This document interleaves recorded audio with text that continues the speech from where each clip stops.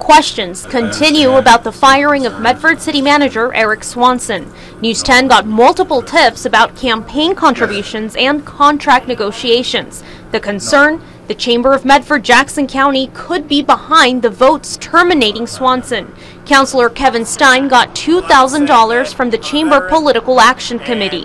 The idea that a donation changes my vote or changes my ability to think freely is kind of ridiculous. Chamber President and CEO Brad Hicks denies having any involvement in the 6-2 vote last week. Did you at any point threaten the city manager with his termination because you had the votes? No, that's absurd. That's absolutely absurd.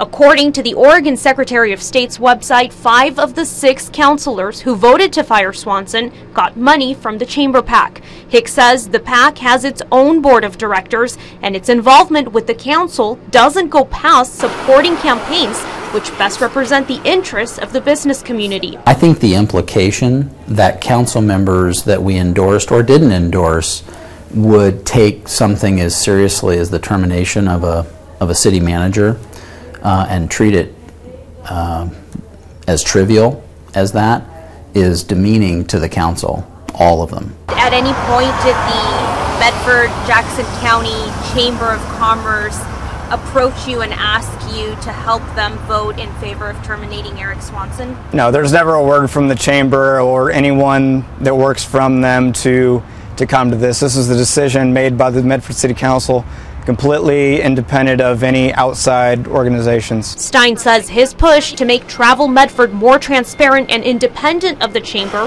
helps prove the Chamber PAC didn't buy him off. Obviously, I voted for it when it seems like some of the people at Travel Medford and the chamber wants to keep things the way it is. Under the current agreement, transient lodging taxes support Travel Medford. So when someone stays at our hotels, they pay 9%, and then 25% of that 9% goes to Travel Medford. That added up to $750,000 last year. The city cuts them a check, and so it's important that there is maybe greater transparency between the tour organizations, and that's something we're working toward. Multiple sources tell News 10 Swanson and Hicks disagree about the future relationship between the city and chamber, but Hicks doesn't want to comment because those negotiations are ongoing. A draft of that contract is expected early next week. Covering your news in Medford, Jessica De Nova, News 10.